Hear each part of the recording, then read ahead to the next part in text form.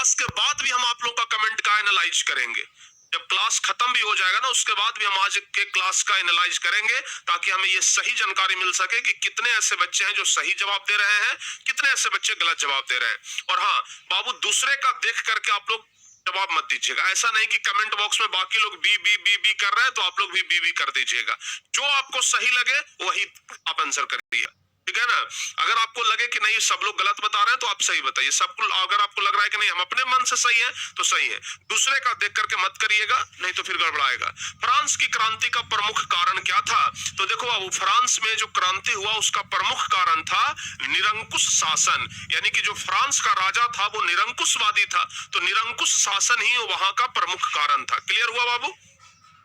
निरंकुश शासन ही प्रमुख कारण था। दूसरा नंबर क्वेश्चन बताइए, तो कह रहा है कि फ्रांस में किस शासक वंश की स्थापना वियना कांग्रेस के द्वारा की गई थी? यानी कि जब वियना कांग्रेस हुआ, जब 1815 ईस्वी में, आपको पता होगा वियना कांग्रेस कब हुआ था? वियना कांग्रेस कब हुआ था? 1815 में हुआ था। तो बाबू जब 1815 ईस्वी में वियना कांग्रेस हुआ तो दोबारा कौन से वंश की स्थापना हुई? बताइए आप लोग। आप लोग को पता है कि वियना कांग्रेस से पहले, यानी कि नेपोलियन से पहले बुर्बो राजवंश का शासन था।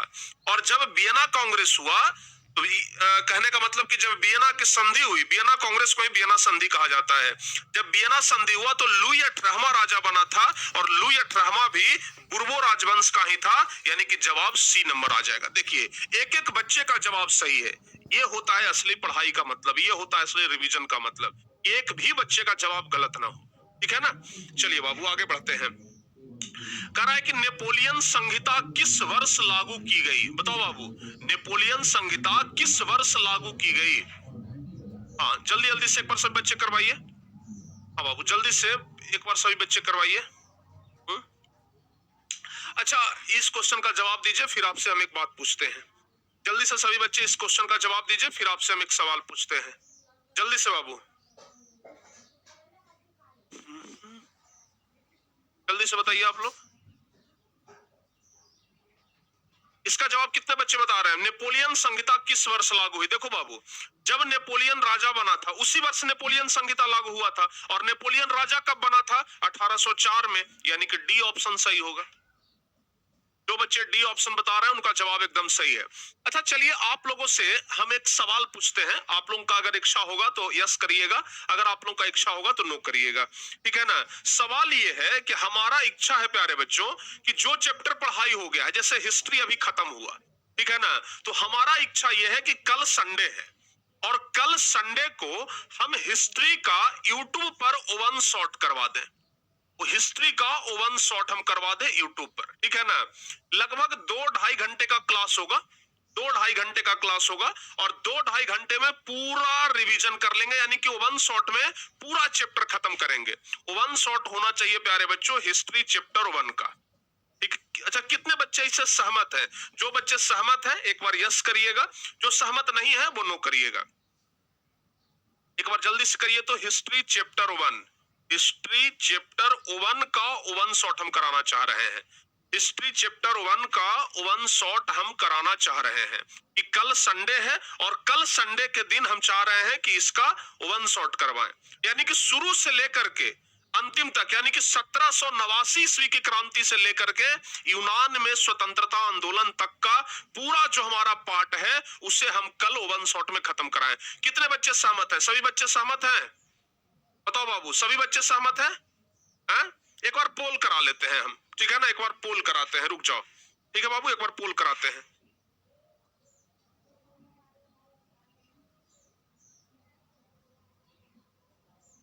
बताओ बाबू जल्दी से पोल करा लेना हम। हाँ पोल करा लेते हैं।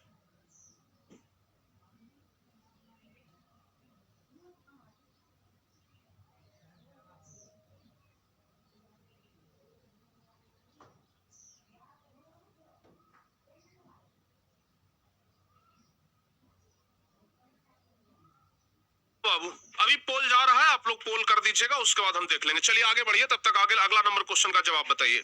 अगला नंबर क्वेश्चन क्या कह रहा है? वियना सम्मेलन का अध्यक्ष कौन था? वियना सम्मेलन या फिर वियना संधि या वियना कांग्रेस, कोई सब बात बराबर है। तो बताइए वियना सम्मेलन का अध्यक्ष कौन था? कितने बच्चे इसका जवाब बताएंगे? बताओ बाबू जल्दी से।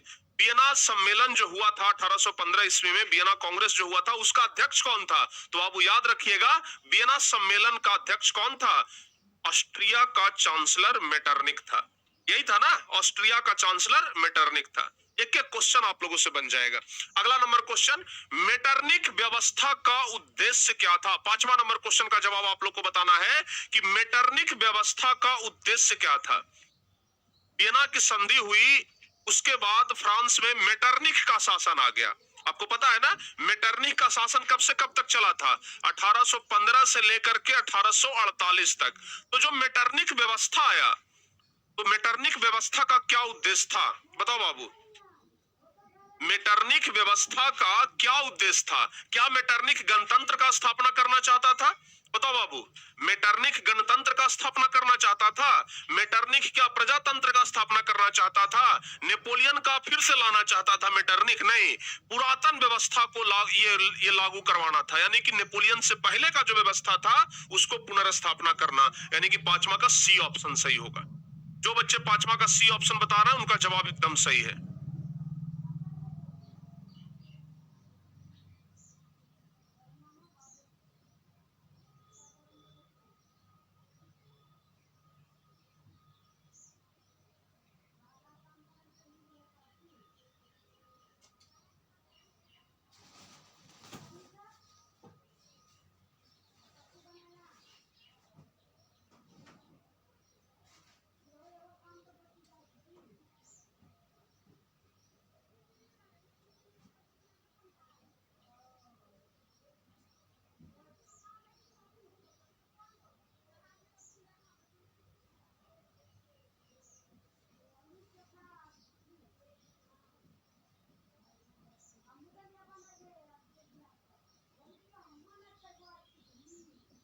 बाबू चलो अब देख लेते हैं, मेटरनिख व्यवस्था का उद्देश्य हो गया। अगला नंबर क्वेश्चन, मेटरनिख कौन था? चलिए, पोल आपके सामने जा चुका है, एक बार जल्दी से आप लोग पोल कर दीजिए। सभी बच्चे एक बार जल्दी से पोल कर दीजिए ताकि हम देख सकें इससे। कल होना चाहिए। कितने बच्चे कहते हैं कि वन शॉट होना चाहिए? एक बार सभी बच्चे पोल करिएगा, ठीक है ना? हाँ बाबू बताइए। अब अगला नंबर क्वेश्चन, मेटरनिख कौन था? छठा नंबर क्वेश्चन बताओ बाबू, सभी बच्चे बताइए, मेटरनिख कौन था? तो मेटरनिख कौन था? रूस का राजा था, फ्रांस का चांसलर था, ऑस्ट्रिया का चांसलर था ना। तो 6 का ए नंबर ऑप्शन सही होगा। जो बच्चे 6 का ए नंबर ऑप्शन बता रहे हैं उनका जवाब एकदम सही है। आगे बताइए, ये क्वेश्चन परीक्षा में बार बार पूछता है। किसने कहा था कि फ्रांस जब छींकता है तो बाकी यूरोप को सर्दी जुकाम हो जाता है? इसी क्वेश्चन को बदल करके भी पूछा जाता है कि किसने कहा था कि फ्रांस जब छींकता है तो पूरे यूरोप को संक्रमण हो जाता है? या फिर इसी क्वेश्चन में ऐसे पूछता है कि किसने कहा था कि फ्रांस जब छींकता है तो पूरा यूरोप संक्रमित हो जाता है? तो 2-3 तरीके से इस क्वेश्चन को पूछा जाता है। ये जवाब बताओ बाबू, इसका जवाब क्या होगा? किसने ये बात कहा था? आपको याद रखना है, ये बात मेटरनिख ने कहा था, ठीक है ना? ये मेटरनिख का कथन है कि फ्रांस जब छींकता है तो पूरा यूरोप संक्रमित हो जाता है। आगे बताइए, इतना बढ़िया से हम टॉपर बैच के अंदर आप लोगों को ये चैप्टर पढ़ाए हैं कि हमें नहीं लगता है कि किसी बच्चे का प्रॉब्लम आएगा। एक एक बच्चे इसका सही जवाब बताएंगे। बताओ बाबू, नेपोलियन कोड में कुल कितने कोड थे? देखिए आ गया ना क्वेश्चन, बताए थे आप लोगों को, याद करिए कि नेपोलियन कोड में कुल कितने कोड थे। सब बच्चों को जवाब इसका मालूम होगा। जो भी बच्चे हमसे क्लास किए हैं ना, हर एक बच्चे को जवाब मालूम होगा कि नेपोलियन कोड में कुल 5 कोड थे। 8वां का बी नंबर ऑप्शन सही होगा। थोड़ा जल्दी जल्दी जवाब बताना बाबू। आगे बताइए, रोमानीवाद क्या है? बताए थे, नेपोलियन के द्वारा चलाया गया वो आंदोलन जिसमें वो नुक्कड़ नाटक, खेल, ड्रामा के जरिए लोगों को जागरूक करता था, उसी को कहते थे रोमानीवाद। याद है कि नहीं है? तो प्यारे बच्चों, रोमानीवाद क्या है? रोमानीवाद एक सांस्कृतिक आंदोलन है, ध्यान रखिएगा। बी नंबर ऑप्शन सही होगा। 9वां का जो बच्चे बी नंबर ऑप्शन बता रहे हैं ना, उनका जवाब सही होगा। रोमानीवाद क्या है? तो एक सांस्कृतिक आंदोलन है। 9 का बी ऑप्शन सही होगा। आगे बताइए, इटली एवं जर्मनी वर्तमान में किस महादेश के अंतर्गत आते हैं? इटली हो गया, जर्मनी हो गया, फ्रांस हो गया, प्रशा हो गया, ये सब प्यारे बच्चों कहां पे आता है? इटली और जर्मनी वर्तमान में किस महादेश के अंतर्गत आते हैं? तो याद रखिएगा, इटली और जर्मनी वर्तमान में किस महादेश के अंतर्गत आते हैं? याद रखना बाबू, कौन सा महादेश? एशिया में आता है? दक्षिण अमेरिका में? कहां आता है बाबू? जल्दी से बताओ तो। ए भाई जल्दी से बताओ ना। ऑप्शन सही होगा सर जी, यूरोप में आता है, बिल्कुल सही जवाब है। जो बच्चे सी नंबर ऑप्शन बता रहे हैं ना, उनका जवाब एकदम सही है। सी नंबर ऑप्शन वाले भाइयों का जवाब एकदम सही है, बहुत बढ़िया। आगे बढ़ते हैं, अगला नंबर क्वेश्चन कह रहा है कि मारियान किस देश के राष्ट्रवाद का प्रतीक था? मारियान किस देश के राष्ट्रवाद का प्रतीक था? 11 नंबर क्वेश्चन का जवाब बताइए। फ्रांस होगा, जर्मनी होगा, इटली होगा कि रूस होगा? देखो बाबू, जैसे भारत का जो राष्ट्रीय प्रतीक है वो अशोक स्तंभ है। देखते होंगे ना कि जो तीन गो शेर जो है वो इधर इधर इधर मुंह करके बैठल रहता है, उसको अशोक स्तंभ कहते हैं। तो भारत का राष्ट्रीय प्रतीक अशोक स्तंभ है। उसी प्रकार से फ्रांस का राष्ट्रीय प्रतीक जो है वो मारियान है। ध्यान रखिएगा, 11 का ए ऑप्शन सही होगा। चलिए आगे बढ़ते हैं। राष्ट्रवाद की अवधारणा का जन्म किस घटना से माना जाता है? ये क्वेश्चन भी आपको हम सबसे पहले क्लास में बताए थे कि पुनर्जागरण काल से ही राष्ट्रवाद धीरे धीरे धीरे धीरे बढ़ना शुरू हो गया था। कब से बाबू? तो पुनर्जागरण काल से ही। तो राष्ट्रवाद की अवधारणा का जन्म किस घटना से माना जाता है? याद रखिएगा, पुनर्जागरण काल से ही। पुनर्जागरण काल क्या है ये भी हम आपको बताए थे ना? कितने बच्चों को याद है? अगर याद है तो कुछ जरा हिंट बताइए हमें कि हाँ सर जी याद है। यूरोप में जो भी घटना घटा था इस समय से इस समय, अब बताओ किस समय से किस समय, ये आपको बताना है। जल्दी से देखते हैं कौन बच्चे सबसे पहले बताते हैं। कौन सबसे पहले आज बताएंगे? बताइए बाबू, कितने सदी से कितने सदी के बीच यूरोप में जो घटना घटा था उसको पुनर्जागरण काल कहते हैं? चलिए शुरुआत का हम बताते हैं। 14वीं सदी से लेकर के 14वीं सदी से लेकर के 16वीं सदी तक। 18 से 19 तो नहीं बताए थे। 14वीं से लेकर के कब बताए थे? 16वीं सदी तक। बहुत बढ़िया। आगे बताओ बाबू, आप लोग। वियना कांग्रेस कब हुआ था? वियना की संधि कब हुआ था? जल्दी जल्दी से जवाब बताइए। तो वियना सम्मेलन कब हुआ था? आपको पता होगा वियना सम्मेलन कब हुआ था? 1815 में हुआ था। 13 का ए ऑप्शन सही है। आगे बताइए। 1830 की क्रांति के बाद फ्रांस में किस प्रकार का शासन स्थापित हुआ? 1830 की क्रांति के बाद फ्रांस में किस प्रकार का शासन स्थापित हुआ? 1830 का क्रांति आप लोग याद करिए। 1830 का जब क्रांति हुआ था तो राजा भाग करके इंग्लैंड चला गया था। याद है कि नहीं है? राजा भाग करके कहां चला गया? इंग्लैंड। वही चार्ल्स एक्स, याद नहीं है आप लोगों को?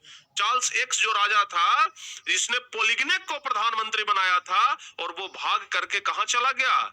इंग्लैंड चला गया। और उसके बाद फ्रांस में संवैधानिक राजतंत्र आया था। ये बात हम आप लोग को क्लास में बताए थे। 14 का बी नंबर ऑप्शन बाबू सही जवाब हो जाएगा। 14 का बी नंबर ऑप्शन। आगे बताइए। एक्ट ऑफ यूनियन किस वर्ष पारित हुआ था? एक्ट ऑफ यूनियन किस वर्ष पारित हुआ था बाबू? याद रखिएगा, हो सकता है आप लोग के लिए नया क्वेश्चन हो। एक्ट ऑफ यूनियन 1707 ईस्वी में पारित हुआ था। इसको आप लोग याद कर लीजिएगा। कुछ एडिशनल क्वेश्चन है। हाँ, ये जवाब बताइए। ये तो एकदम हल्का क्वेश्चन है, सब बच्चों को आता होगा। यंग यूरोप का संस्थापक कौन था? बताओ बाबू जल्दी जल्दी से। यंग यूरोप का संस्थापक कौन था? तो यंग यूरोप हो गया, यंग इटली हो गया, सब का संस्थापक कौन था? मेजनी। मेजनी का पूरा नाम जोसेफ मेजनी। ये आपको हम बताए थे। आगे बताइए। इटली के एकीकरण का मसीहा किसे कहा जाता है? 17 नंबर क्वेश्चन, जल्दी से बताओ बाबू। इटली के एकीकरण का मसीहा किसे कहा जाता है? इटली के एकीकरण का मसीहा। आपको याद होगा कि इटली के एकीकरण का जो सूत्रधार है, जो सबसे पहले अपना मतलब योगदान दिया, वो मेजनी था। इसलिए इटली के एकीकरण का मसीहा भी किसको कहते हैं? मेजनी को ही इटली के एकीकरण का मसीहा कहा जाता है। याद रखिएगा। चलिए अगला नंबर क्वेश्चन। मेजनी का संबंध किस संगठन से था? मेजनी का संबंध किस संगठन से था? ये आपको पता होगा कि मेजनी का जो संबंध था वो किस संगठन से था। तो मेजनी का संबंध कार्बोनारी संगठन से था। 18 का बी ऑप्शन होगा। मेजनी का संबंध किस संगठन से था? कार्बोनारी संगठन से था बाबू, याद रखिएगा। आगे बताइए। किसने अपनी कूटनीति के बल पर इटली की समस्या को संपूर्ण यूरोप की समस्या बना दिया? याद करिए काउंट काबूर को, जिसने अपने कूटनीति के बल पर यूरोप की, ये इटली की समस्या को पूरे यूरोप का समस्या बना दिया था। ठीक है ना। इटली की समस्या को पूरे यूरोप का समस्या बना दिया था, क्योंकि वही काउंट काबूर है जो फ्रांस से कूटनीति के बल पर सहायता लिया और फ्रांस से सहायता लेकर के फिर फ्रांस से आश्वासन लिया कि भाई अब इटली का भी हम सहायता करेंगे, और फिर उसने अपनी समस्या को रखा जहां पे ऑस्ट्रिया, फ्रांस सब लोगों का मीटिंग था, वहां पे उसने इस मुद्दा को रखा और इटली की तरफ सबका ध्यान खींचा।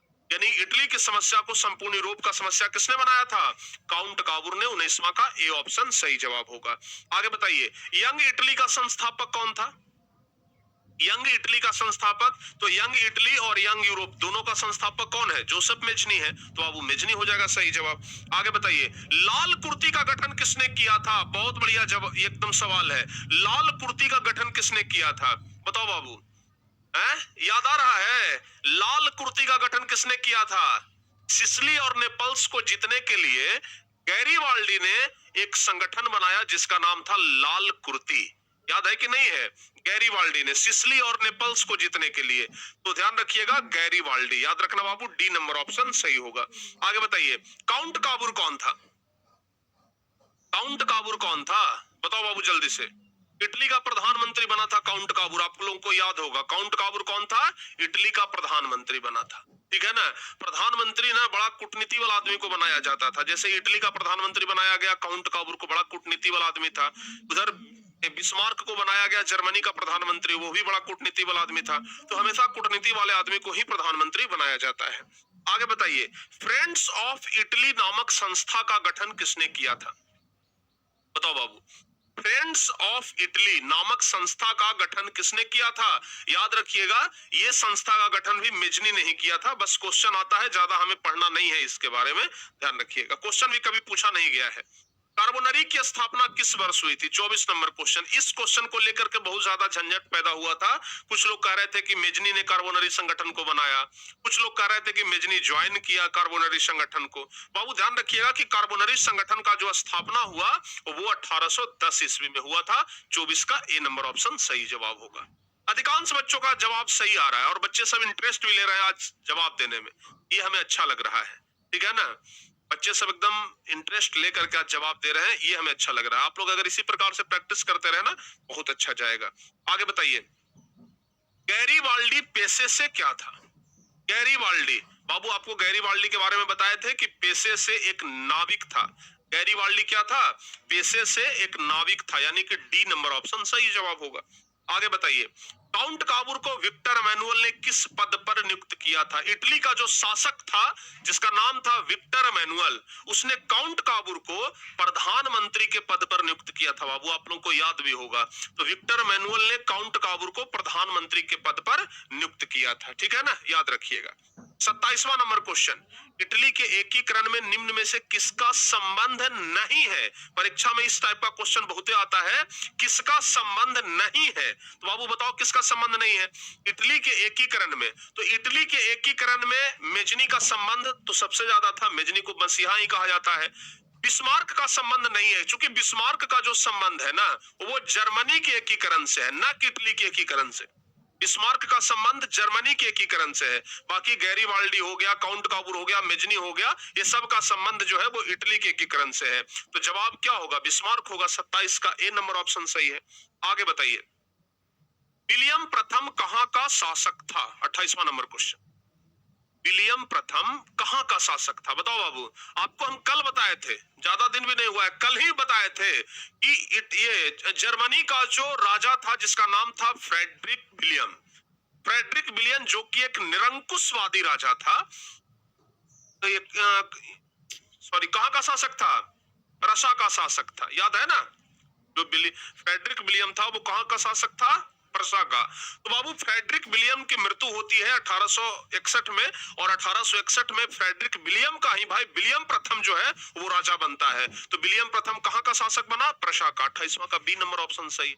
सारे क्वेश्चन का जवाब आपको पता होना चाहिए क्योंकि हम पढ़ा चुके हैं, कोई भी क्वेश्चन नया नहीं है। बताइए, जोल्बेराइन की स्थापना किस राज्य ने की? अब ये भी आपको बताए थे कि जोल्बेराइन एक व्यापारियों की संस्था है, बताए थे ना। और जोल्बेराइन की स्थापना किसने किया था? प्रशा ने किया था। 29 का ए नंबर ऑप्शन। और जोल्बेराइन ही वो संस्था है जिसके वजह से पूरा ये पूरा जर्मनी जो है वो आर्थिक रूप से एक हो गया था। तो जॉल्बे राइन के बारे में हम आपको बताए हैं, 29 का ए नंबर ऑप्शन सही होगा। चलिए आगे बताइए, सिडोन का युद्ध किसके बीच में हुआ था? सेडोवा का युद्ध 1866, सेडोन का युद्ध 1870, दोनों आपको बताए थे। सेडोवा का युद्ध जो हुआ था वो ऑस्ट्रिया और प्रशा के बीच में हुआ था, ऑस्ट्रिया और प्रशा के बीच में। लेकिन यहाँ पूछ रहा है कि सिडोन का युद्ध, तो सिडोन का युद्ध हुआ था प्रशा और फ्रांस के बीच में। कहां के बीच में? प्रशा और फ्रांस के बीच में। याद है कि नहीं है? सबसे पहले डेनमार्क से लड़ाई किया था। अरे ज्यादा तो लड़ाई नहीं है ना हुआ है जी, पहला नंबर डेनमार्क से लड़ाई हुआ, जो कि ऑस्ट्रिया के साथ मिल करके लड़ा था। तो जो डेनमार्क से लड़ाई हुआ उसमें सोल्सबिंग और होल्स्टिंग को जीत लिया था। कल बताए थे ना, सोल्सबिंग प्रशा को मिला और होल्स्टिंग ऑस्ट्रिया को मिला।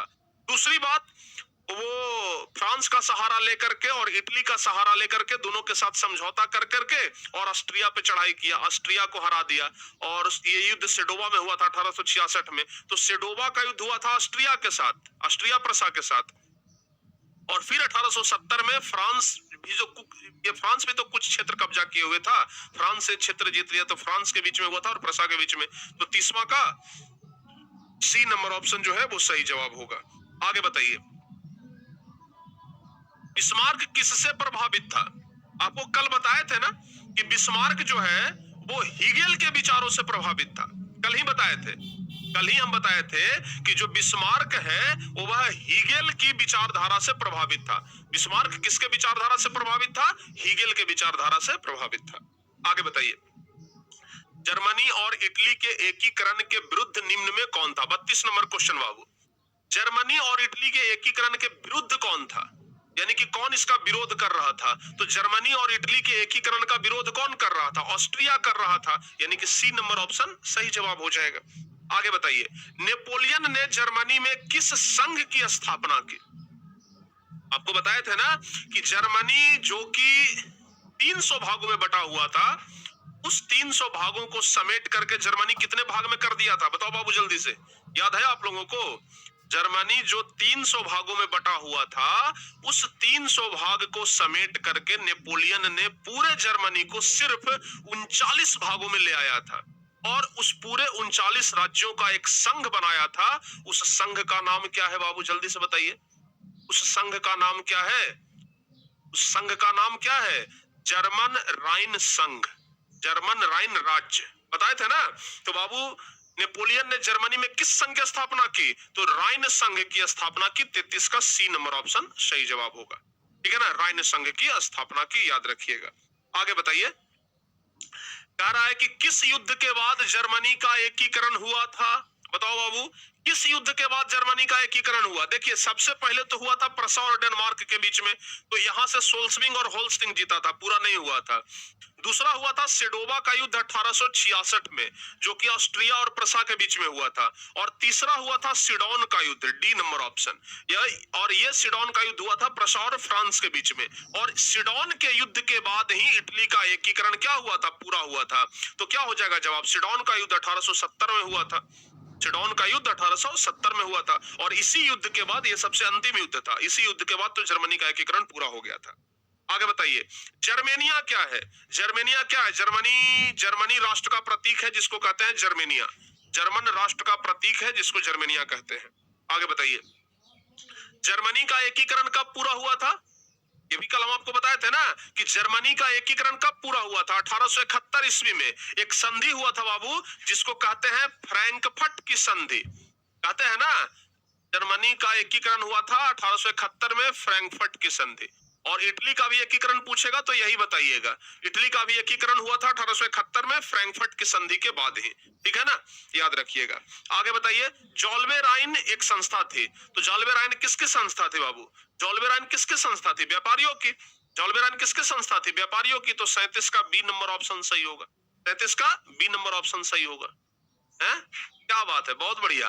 अरे राहें जहां तक जाएगी राहगीर वहां तक जाएगा। ठीक है ना, हम जहां तक पढ़ाएंगे ना आप लोग पूरा बना करके आइएगा, चिंता नहीं करिए। समझ में आया कि नहीं आया? राहें जहां तक जाएगी राहगीर वहां तक जाएगा। तुम दरिया से क्या पूछते हो कि नीर कहां तक जाएगा? अरे खींच धनु की डोर, आना साधो अपने मंजिल की ओर, बाकी बाद में देखेंगे कि तीर कहां तक जाएगा। प्यारे बच्चों, अभी आप लोग मेहनत करिए, बाकी नंबर तो बाद में देख लेंगे, ठीक है ना। आगे बताइए, सेडाओ के युद्ध में किसकी पराजय हुई? सेडाओ के युद्ध में, हालांकि एक चीज आप लोग ध्यान रखिएगा, ये जो सेडाओ का युद्ध है ना बाबू, इसी को हम लोग कहते हैं सेडोवा का युद्ध। क्या कहते हैं? सेडोवा का युद्ध। सेडोवा को ही सेडाओ कहा जाता है। तो आप लोग बताइए कि सेडोवा के युद्ध में किसकी हार हुई थी? जो यहाँ शब्द लिखा हुआ है पराजय। पराजय मतलब क्या होता है? हार। तो बताइए सेडाओ के युद्ध में, सेडोवा के युद्ध में किसकी हार हुई थी? सेडोवा के युद्ध में किसकी हार हुई थी? सेडोवा के युद्ध में किसकी हार हुई थी? बताओ बाबू, ऑस्ट्रिया का हुआ था ना। ए नंबर ऑप्शन सही होगा। जो बच्चे ए नंबर ऑप्शन बता रहे हैं उनका एकदम सही है। आगे बताइए, बिस्मार्क क्या था? बिस्मार्क एक सफल कूटनीतिज्ञ था, बताया है ना। बिस्मार्क क्या था? एक सफल कूटनीतिज्ञ था। 39 का डी ऑप्शन। अगर पूछा जाए बिस्मार्क के बारे में कि बिस्मार्क कौन था, तो सीधे बताइए एक सफल कूटनीतिज्ञ था। आगे बताओ बाबू, हीगेल कौन था? हीगेल कौन था? हीगेल एक दार्शनिक था। ये भी कल ही हम आपको बताए थे कि हीगेल एक दार्शनिक था जो कि बड़ा विद्वान था, और उसी के विचार से प्रभावित था कौन? Auto von Bismarck. ठीक है ना, ये सब कुछ हम बता दिए हैं, बड़े विस्तार से बताए थे। 1870 में फ्रांस और प्रसा के बीच युद्ध कहां हुआ था? 1870 का युद्ध जिसको सेडॉन का युद्ध कहते हैं, याद है ना। 1870 का युद्ध जिसको फ्रांस और प्रसा के बीच में लड़ा गया था, सेडॉन का युद्ध। सेडॉन में, तो बाबू इसको हम लोग सेडॉन कहते हैं। 1870 में सेडॉन, ध्यान रखिएगा। प्रसा के बीच युद्ध कहां हुआ था? सेडॉन में हुआ था। 41 का ए नंबर ऑप्शन सही जवाब होगा। चलिए 42 नंबर क्वेश्चन आप लोग बता दीजिए। कह रहा है कि किस संधि के द्वारा जर्मनी का एकीकरण पूरा हुआ? कह रहा है कि किस संधि के द्वारा जर्मनी का एकीकरण पूरा हुआ? तो याद रखिएगा, फ्रैंकफर्ट की संधि कब हुआ था बाबू? 1871 में। 1870 में सेडॉन का युद्ध हुआ और 1871 में फ्रैंकफर्ट का संधि हो गया। क्लियर ना। आगे बताइए, सेल्सबिंग और होल्स्टिंग का संबंध किस देश के एकीकरण से है? कौन से देश के एकीकरण करने के लिए सेल्सबिंग और होल्स्टिंग का चर्चा आया है? आपको पता होगा कि सेल्सबिंग और होल्स्टिंग जो है वो जर्मनी का पार्ट था, लेकिन डेनमार्क इस पर कब्जा किए हुए था। लेकिन बाद में जब बिस्मार्क जर्मनी का प्रधानमंत्री बना, प्रशा का प्रधानमंत्री बना, तो फिर ऑस्ट्रिया के साथ मिलकर के सेल्सबिंग और होल्स्टिंग को जीत लिया था। ठीक है ना। और बाद में तो फिर ऑस्ट्रिया को पूरा हरा दिया था। तो बाबू सेल्सबिंग और होल्स्टिंग का संबंध जो है वो जर्मनी के एकीकरण से है। ध्यान रखिएगा 43 का बी नंबर ऑप्शन सही। बताइए, इतिहास आप लोग पढ़ रहे हैं, ऐसा लग रहा है कि क्वेश्चन भारी है, एक एक क्वेश्चन आप लोग बना रहे हैं। ये बस नतीजा है कि आप लोग बढ़िया से पढ़े हैं, हम समझा कर पढ़ाए हैं। ठीक है ना। आगे बताइए, जर्मन राइन राज्य का निर्माण किसने किया था? बताओ बाबू, जर्मन राइन राज्य का निर्माण किसने किया था? तो जर्मन राइन राज्य का निर्माण नेपोलियन बोनापार्ट ने किया था। 44 का बी ऑप्शन सही जवाब हो जाएगा। आगे बताइए, रक्त एवं लौह की नीति का अवलंबन किसने किया? कल ही बताए थे कि रक्त और लौह की नीति का प्रतिपादन किसने किया था? बताओ बाबू जल्दी से। रक्त एवं लौह की नीति का प्रतिपादन किसने किया? याद होगा आप लोगों को, बिस्मार्क ने ही रक्त और लौह की नीति अपनाई थी और कहा था कि विशाल सेना का संगठन करना होगा। तो रक्त और लौह की नीति का अवलंबन किसने किया था? बिस्मार्क ने किया था, याद रखिएगा। आगे बताइए, फ्रैंकफर्ट की संधि कब हुई? आपको याद होगा, फ्रैंकफर्ट का संधि कब हुआ? 1871 में। फ्रैंकफर्ट का संधि कब हुआ था? 1871 में, याद होगा आप लोगों को। चलिए आगे बताइए, सेडॉन का युद्ध कब हुआ? इतना आसान आसान क्वेश्चन है। सेडॉन का युद्ध कब हुआ? तो सेडॉन का युद्ध हुआ था 1870 ईस्वी में। दो युद्ध ध्यान रखिएगा, सेडोवा का युद्ध 1866 में, सेडॉन का युद्ध 1870 में, याद रखिएगा बाबू। आगे बताइए आप लोग, जर्मनी के एकीकरण का प्रमुख वास्तुकार कौन था? कौन था जो जर्मनी का एकीकरण पूरा किया? कौन व्यक्ति है बाबू? 48 नंबर क्वेश्चन बताइए, जर्मनी के एकीकरण का प्रमुख वास्तुकार। तो जर्मनी के एकीकरण का मसीहा किसको कहा जाता है? बिस्मार्क को कहा जाता है। तो जर्मनी के एकीकरण का वास्तुकार भी कौन होगा? बिस्मार्क होगा, यानी कि 48 का डी नंबर ऑप्शन सही होगा। ठीक है ना। हाँ, ध्यान रखिएगा, कुछ बच्चे आज हैं जो बाहरी बच्चे जुड़े हुए हैं, यानी कि जो बच्चे अभी तक टॉपर बैच में एडमिशन नहीं लिए हैं वो बच्चे भी आज यहाँ पे क्लास कर रहे हैं। तो वैसे सभी बच्चों से हम ये कहना चाहेंगे कि अगर टॉपर बैच में पढ़ रहे हैं तो ज्यादा फायदा आपको होगा। ठीक है ना।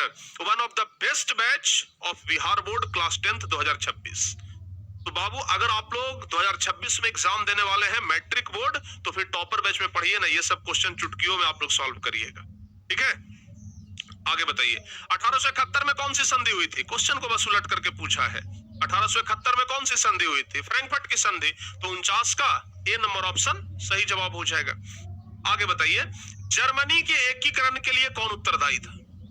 यानी कि जर्मनी के एकीकरण का मसीहा कौन था? जर्मनी के एकीकरण का मसीहा कौन था? तो जर्मनी का एकीकरण, जैसे ही जर्मनी के एकीकरण का नाम आ जाए, एक के व्यक्ति का नाम आएगा और वो है बिस्मार्क। इटली के एकीकरण में तो 2-3 व्यक्ति का नाम आता है, जैसे मेजनी हो गया, गैरीबाल्डी हो गया, काउंट काबूर हो गया। लेकिन जर्मनी के एकीकरण में सिर्फ एक व्यक्ति का नाम आता है और वो कौन है? Auto von Bismarck. ध्यान रखिएगा। तो जर्मनी के एकीकरण के लिए बिस्मार्क उत्तरदायी था। आगे बताइए।